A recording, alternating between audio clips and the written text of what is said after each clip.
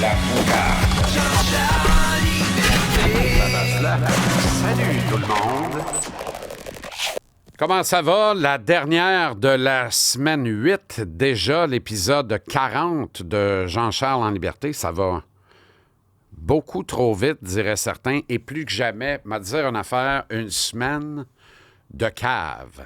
Une semaine de cave. Tu sais, une semaine de cave, je te présente ma semaine. Une semaine de cave.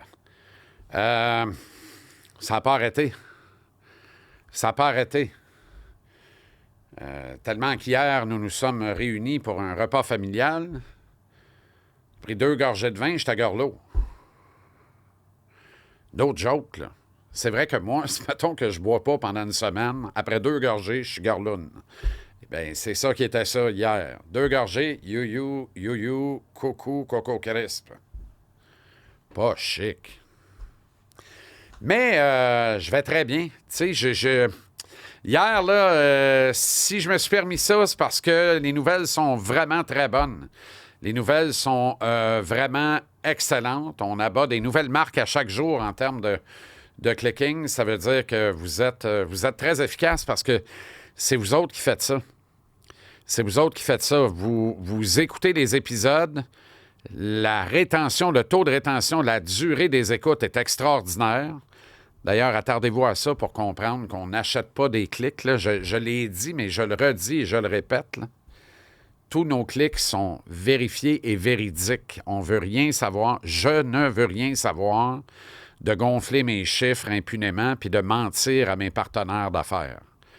Prendre en défaut un commanditaire qui te fait confiance puis qui te donne des sous, pour moi, c'est criminel. C'est criminel. C'est un délit épouvantable.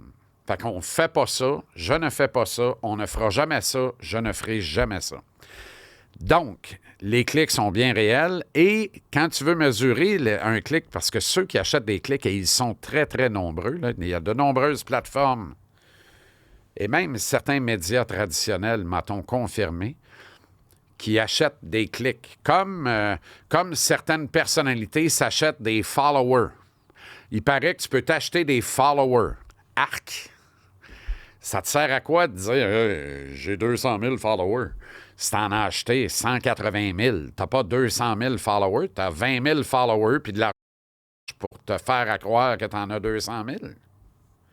Arc! Bref. Mais quand tu fais ça, acheter des clics, là, notamment sur YouTube, bien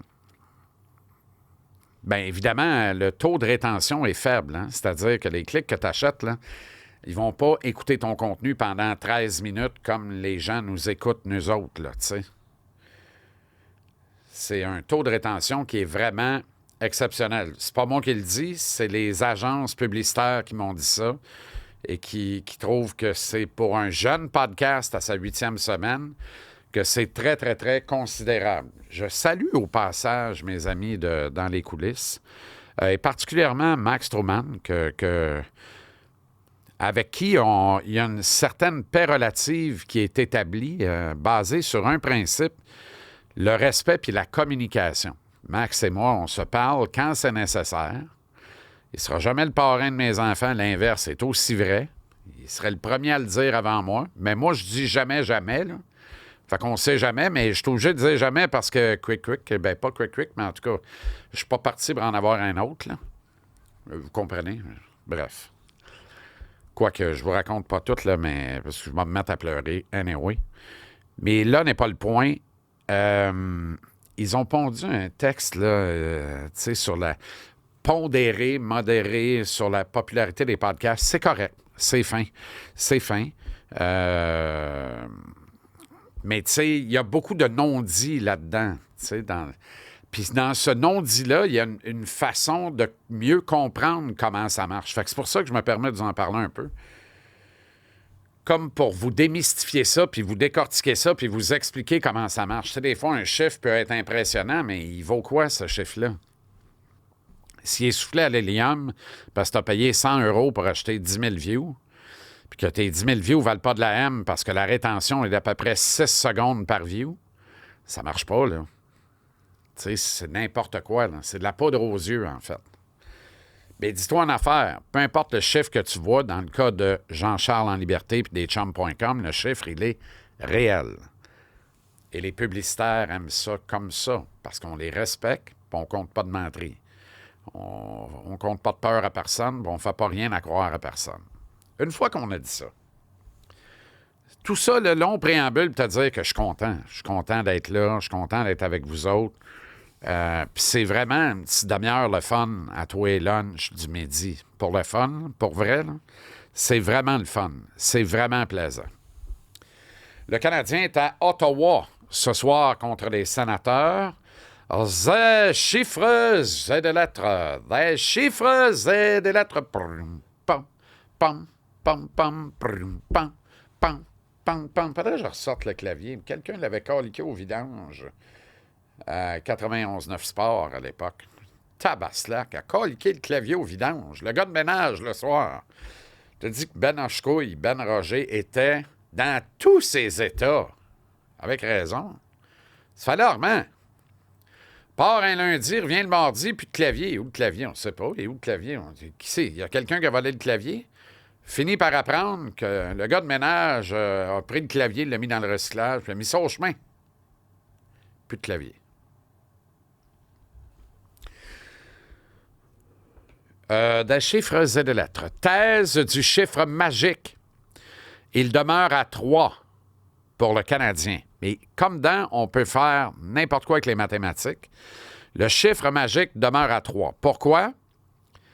Les Blue Jackets de Columbus, qui ont gagné hier 3-2 contre Buffalo.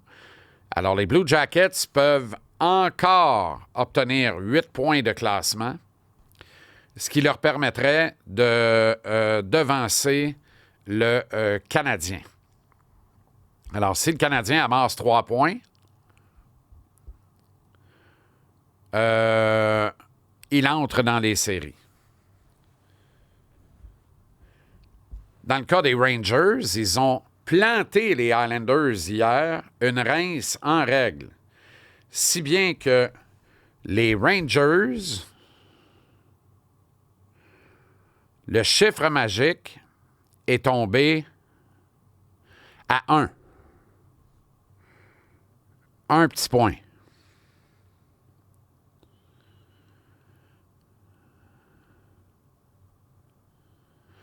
Dans le cas des Red Wings, le chiffre est à 1 aussi parce qu'ils ont perdu hier.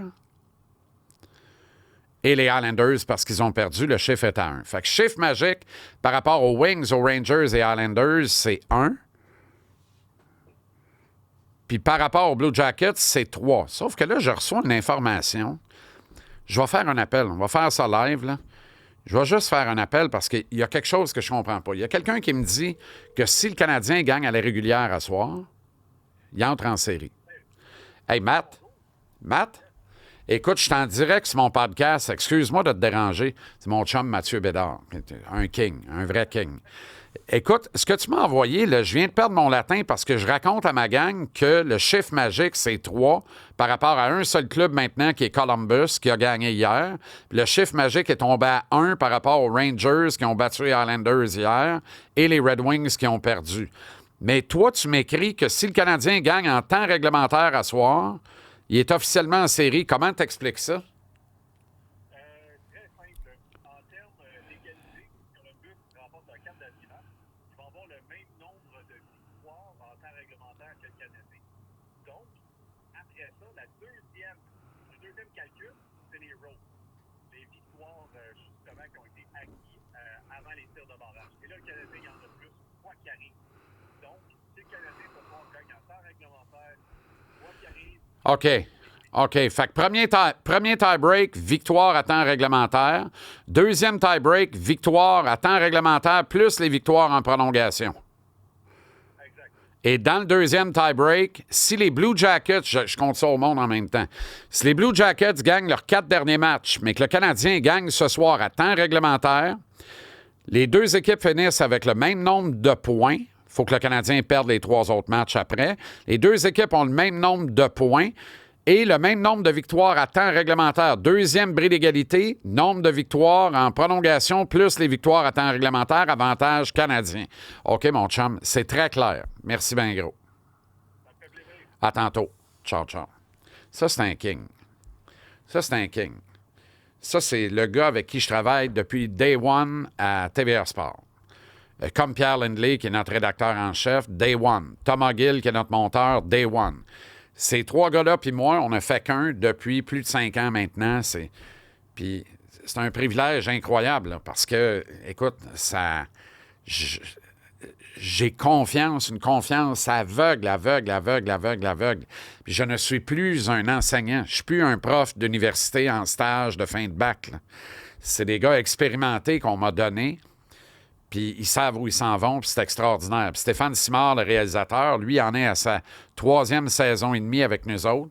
Le poste de réalisateur a changé parce que bumping syndical, là, je te raconte pas tout, là. Fait que ça fait en sorte que les réalisateurs qu'on a eus sont partis bien en peine, mais là, lui, il peut pas être bumpé. C'est le vétéran, puis il est très heureux, puis on est heureux. Bref, c'est une équipe extraordinaire. Ça prend ça, des équipes de qualité, pour livrer des contenus de qualité. Donc là, chiffre magique, dans le fond, je t'ai dit 3, mais si le Canadien gagne à temps réglementaire ce soir, il entre en série éliminatoire. End of story. Sauf que si tu gagnes à temps réglementaire ce soir, tu te ramènes à 1 point des sénateurs d'Ottawa. Ça, j'aime moins ça. J'aime vraiment moins ça. Bien, tu sais, tu peux pas demander à des joueurs de jouer le pied levé. Mais tu peux coacher pour que les affaires elles donnent bien. Moi, ce soir, honnêtement, là, mon tambour goal, moi, ça aurait été Daubèche. C'est un dos à dos, l'occasion de rêve. Il faut que Daubèche en goal l'une des deux. Moi, j'aurais mis Daubèche dans le net ce soir contre les Sens. C'est sûr que j'aurais fait jouer Arbor Jacquet. J'aurais reposé probablement David, ou j'aurais laissé David là. J'aurais reposé Struble, mettons. Ou mieux, Goulet. Revient d'une blessure, dos à dos, on repose Goulet à soir. Mais on fait jouer Jacquet. Puis en avant, c'est sûr que la Petzette joue. Puis c'est sûr que Joshua Roy joue. Moi, ça aurait été ça. Mais. Puis après ça, tu tournes le banc, là. 1, 2, 3, 4. 1, 2, 3, 4. 1, 2, 3, 4. 1, 2, 3, 4. 1, 2, 3, 4. 1, 2, 3, 1, 2, 3, 1, 2, 3, 1, 2, 3, 1, 2, 3 à défense. Tu tournes ça. Zumbidou puis Lailou.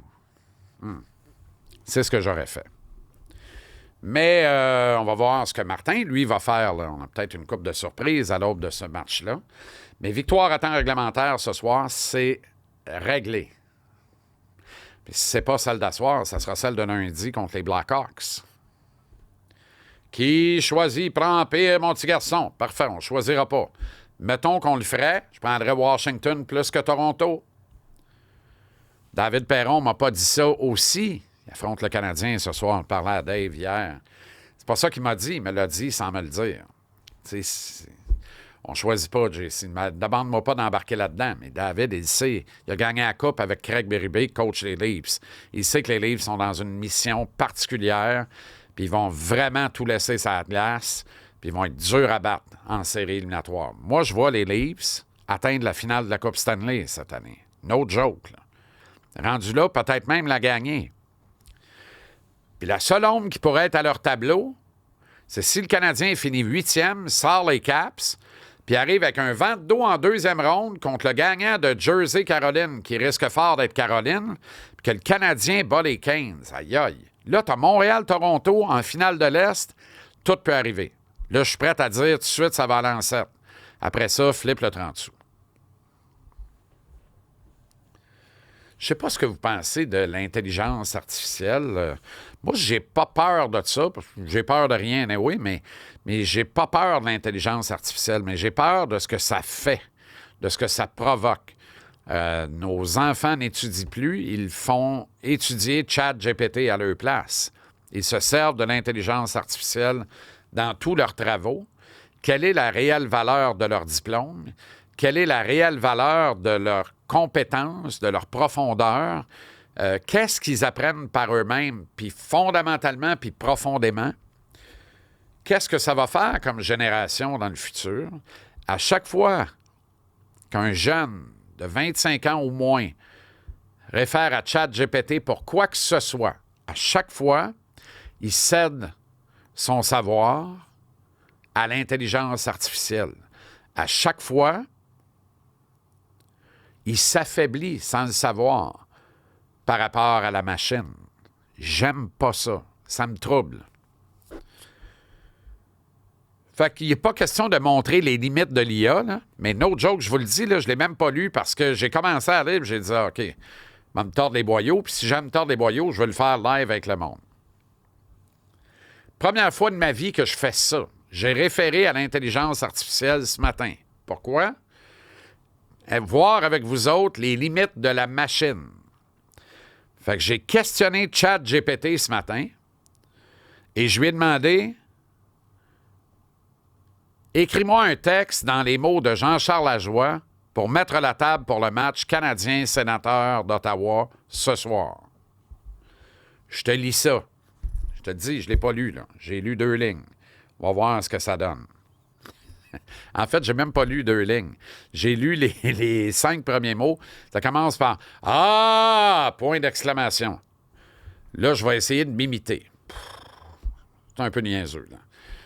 Quand la machine rend fou. Là. Ah! Ce soir, mes amis, c'est la guerre sur la glace. Le CH contre les sénateurs d'Ottawa. En partant, ça fausse. C'est terrible. C'est pas bon, ça. C'est la guerre sur la glace. Oui, ça peut être bon. Continue. Et je vous le dis, c'est un match qui va nous tenir sur le bout de notre siège. C'est pas juste 2 équipes qui s'affrontent. Non. C'est un véritable combat de volonté, un duel de fierté, un rendez-vous entre 2 clubs qui ont absolument rien à perdre. Du côté du tricolore, la question est, est-ce que l'équipe va réussir à trouver un peu de constance? Voyons, calvaire. On a 6 victoires de suite. Parce que quand tu regardes les Canadiens disent jamais ça. Tu vois des éclairs de génie, des séquences où tu te dis « Wow, ces gars-là sont capables de tout. » Mais à d'autres moments, ça ressemble à un chantier. Est-ce que le vétéran Suzuki va être le catalyseur qu'on attend? Ou est-ce que c'est encore une autre soirée où on se gratte la tête? Ça ne s'améliore pas. De l'autre côté, les sénateurs. Ah, les sénateurs. Ottawa, qui semble être en mode rebuild depuis une éternité. Rebuild. Mais qui, quand ça clique, ça peut être excitant. Arc. Des jeunes prometteurs, des gars comme Stutze, Batterson, qui montrent des flashs d'excellence, des leaders comme Tkachuk, qui aiment bien brasser les choses. Je vous passe voir. Ça va bien. Qu'est-ce qu'il va brasser? Son popcorn. Mais question consistance. Quel anglicisme abominable, dégueulasse. J'utilise jamais consistance. Ça reste à voir. Ottawa a de la marde à... Quoi? Ottawa a de la marde à défendre. C'est quoi ça? Ottawa a de la marde à défendre. Il faut qu'il joue avec de la discipline, sinon le CH pourrait leur faire mal. Arc. Ce soir, ce ne sera pas juste une question de skills. Non. Ça va être une question de cœur, de passion et de fierté. Parce que, mes amis, en rivalité québécoise, il n'y a pas de place pour la timidité. Donc, l'intelligence artificielle ne sait pas qu'Ottawa, c'est en Ontario. Là. Ça va très bien. Là. On verra qui aura le plus de guts, qui aura les couilles de se lever dans un match qui peut faire toute la différence dans la course aux séries. C'est un rendez-vous à ne pas manquer. L'Arena va vibrer. L'Arena! On est à Saint-Alphonse de Granby sur le bord de la 10. Les fans vont crier et moi, je vous dis, on va avoir du spectacle. Allez, les gars, faites-nous rêver.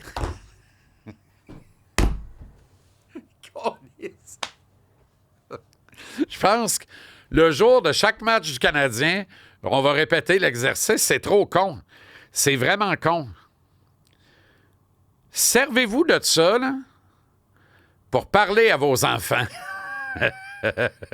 Parlez à vos enfants. Montrez-leur les limites de la machine. Ça n'a aucun bon sens. Et à tous les profs qui se plaignent et se complaignent, mes respects, là, si vous ne faites pas un job facile, mes respects surtout à ceux pour qui c'est vraiment une profession, comme une dévotion, comme une mission dans la vie d'enseigner.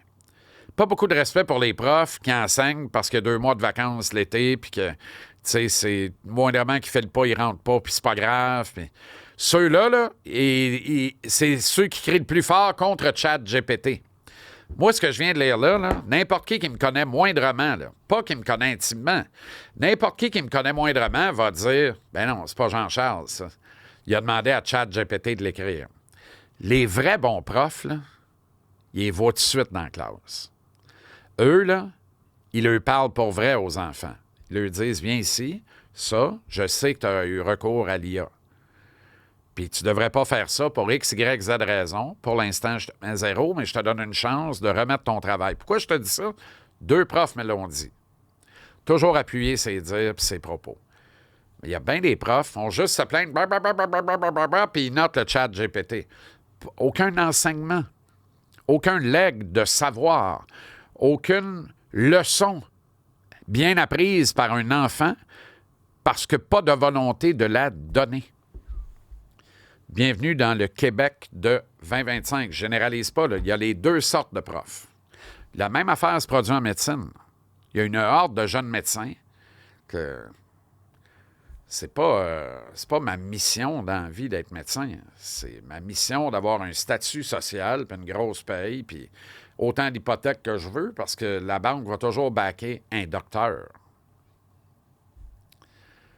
Soigner les malades. S'occuper des malades. Il en reste. Il en reste pas mal. Bravo à ceux-là. C'est important. Avoir des bonnes voitures, des belles voitures et un service extraordinaire. Ils sont 84. Ils sont les concessionnaires Ford du Québec. Je les remercie tout autant qu'ils sont. Ils sont extraordinaires et je vais vous le démontrer encore plus en début de semaine avec une annonce qui va donner un grand coup. J'ai hâte de te retrouver. Go! Abs, go! Allez, les gars! Faites-nous rêver, les gars! Allez, les gars! Bon match, bon week-end. À lundi.